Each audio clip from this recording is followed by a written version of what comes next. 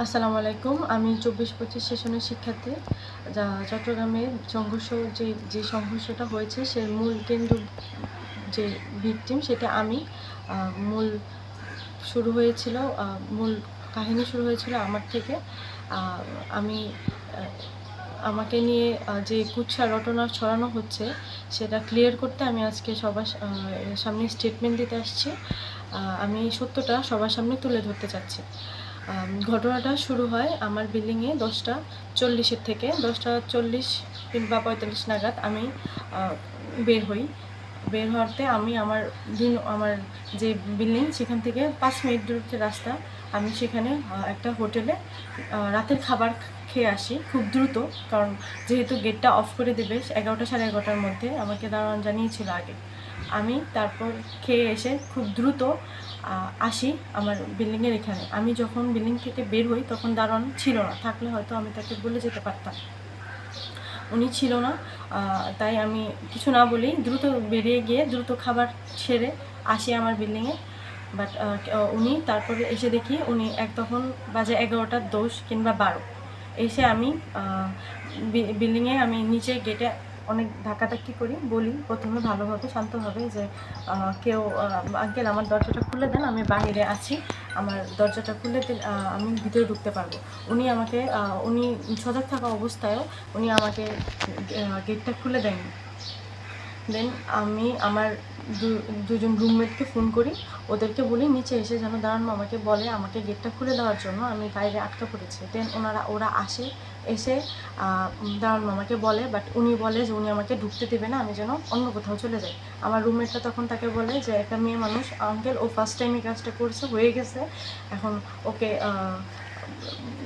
আজকের জন্য মাফ করে দেন। ও তো আর কখনো এই ভুলটা করে নাই, আজকে যেহেতু ফার্স্ট আপনি ভুলটা মাফ করে দেন।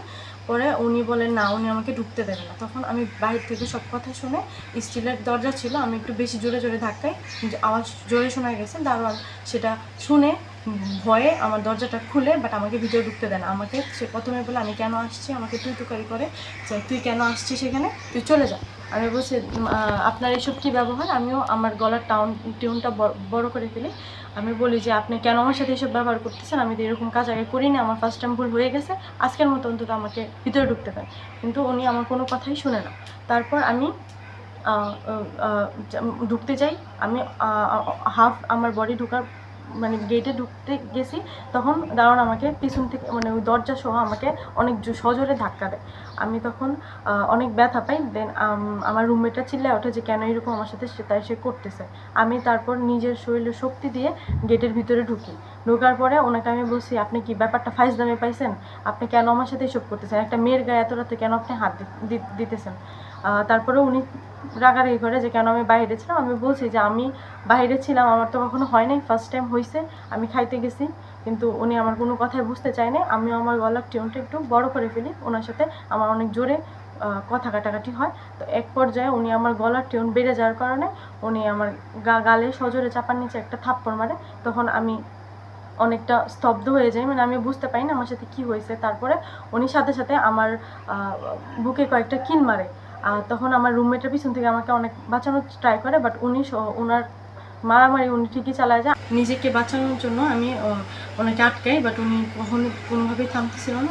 তখন উনি আমাকে আমার তলপেট বরাবর বাম পাশে একটা লাথি মারে। তখন আমার বিল্ডিংয়ের অপোজিট বিল্ডিংয়ে একটা ভাই আছে, উনি সব কিছু অবজার্ভ করতেছিল। দেন এখন তিনি যখন শুনে অনেক জোরে চিল্লাচিল্লি হচ্ছে, তারপরে উনি আসে দারোয়ানকে আটকায়, কলারে আটকায়। উনি দারোয়ানকে গালি দিয়ে বলে কেন একটা মেয়ের গায়ে উনি হাত দিতেছে। তারপর সাথে সাথে আমাদের গলির প্রত্যেকটা বিল্ডিংয়ের মানুষ নামে, সব মুরব্বীরা নেমে যাওয়ার পর সবাই ওনাকে ধরে যে কেন উনি একটা মেয়ের গায়ে হাত দিচ্ছে। এর মাঝখানে আমার আরেকটা রুমমেট এসে দেখে যে উনি আমাকে ঘুষি দিচ্ছে আমার বুক বরাবর।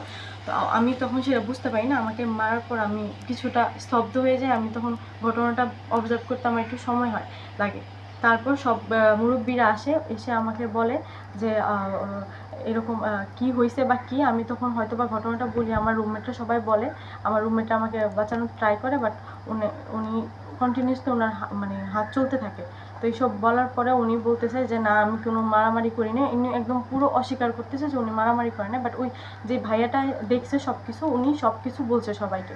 তারপর মুরব্বীরা বলে যে আজকে এটা এখানেই থাক, ম্যানেজারকে ফোন করে, বাসার ম্যানেজারের। ও আমার বাসার কোনো বাড়িওয়ালা ছিল না, বাড়িওয়ালা ছিল বিদেশে। ওনাকে যখন আমি বলতাম বাড়িওয়ালার নাম্বার দিতে, উনি বলতো বাড়ির দায়িত্ব সম্পূর্ণ ওনার হাতে। উনি শুধু আমার সাথে না, বিল্ডিংয়ের বেশিরভাগ মেয়ের সাথে উনি অনেক খারাপ বিহেভ করতো। বাহিরে জুতা রাখা নিয়ে, দেন ময়লা ফালানো নিয়ে অনেক খারাপ বিহেভ করতো। আমরা কিছু বলতাম না, উনি বুড়া মানুষ, এর জন্য ওনাকে আমরা কোনো কথাতে কোনো দাম দিতাম না, বলতাম যে ঠিক আছে উনি বলতেছে, উনি বুড়া মানুষ বলতেই পারে। তাই তারপর এই এক পর্যায়ে উনি একটা ঠুনকো কারণে আমার সাথে এরকম এত বাজে বিহেভ করে। এখানে বাজে বিহেভ করে, উনি যদি পারতো আমার দরজাটা খুলে দিতে তাহলে আজকে এত বড় কাহিনীটা হতো না। বাট উনি হঠাৎ করে মাথা রেগে যায়, দেন উনি আমার গায়ে হাত তোলা শুরু করে। তারপরে আমি মুরব্বীরা বলে যে 10টা মানে আগামীকাল 10টা, ঘটনা যেদিন ঘটছে এর পরের দিন 10টা বাজে উনি আমাকে মানে সেফটি দেবে, ওনাকে নিয়ে একটা বিচার বসবে। তো আমি মুরব্বীদের কথায় উপরে চলে যাই, বলে যে আচ্ছা ঠিক আছে ওনাকে সেফটিতে রাখবো, উনি যেন কোথাও না যেতে পারে। কিন্তু ওনাকে কেউ সেফটিতে রাখে নাই। আমি উপরে যাওয়ার 10 মিনিটের মাথায় যখন আবার নিচে আমরা সবাই নামি, সবাই বলতেছে, সব মেয়েরা বলতেছে না এটার একটা বিচার হওয়া দরকার, উনি যেহেতু আমাকে এভাবে মারছে। দেন ওনাকে চেক করার জন্য নিচে গেলে দেখি উনি নাই। উনি ওনার রুমের দরজা বন্ধ করে ভিতরে লাইট ফ্যান জ্বালায়া রুমে ওনার ফোন এবং ওনার গেটের চাবি রেখে উনি দেওয়াল টাপকায় ওই বিল্ডিংয়ের পাশ দিয়ে চলে যায়।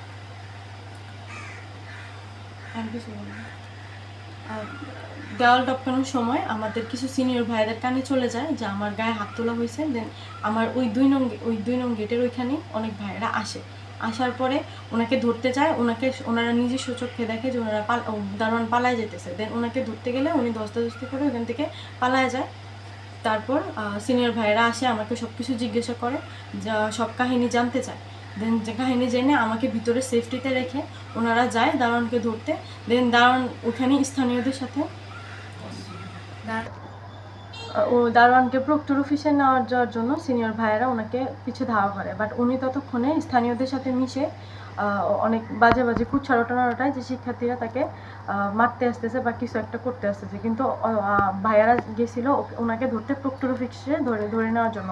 সেদিক দিয়ে প্রক্টর অফিসেও ফোন দেওয়া হয়েছে, সব দিক দিয়ে ফোন দেওয়া হয়েছে, কেউ ফোন ধরেনি, কেউ ফোন তোলেও নি। এই জন্য ভাইয়েরা নিজেরা ওই ইয়াকে ধরে নিয়ে, দারোয়ানকে ধরে নিয়ে চাচ্ছিল প্রক্টর অফিসে সরাসরি নিয়ে যেতে। তো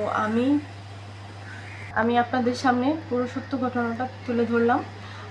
আমি চাই আমি সহ সবার একটা নিরাপত্তা চাই, আমি সহ আমার সকল ভাই বোনদের একটা নিরাপত্তা চাই এবং এই ঘটনাটার সুষ্ঠু একটা বিচার চাই। আসসালামু আলাইকুম।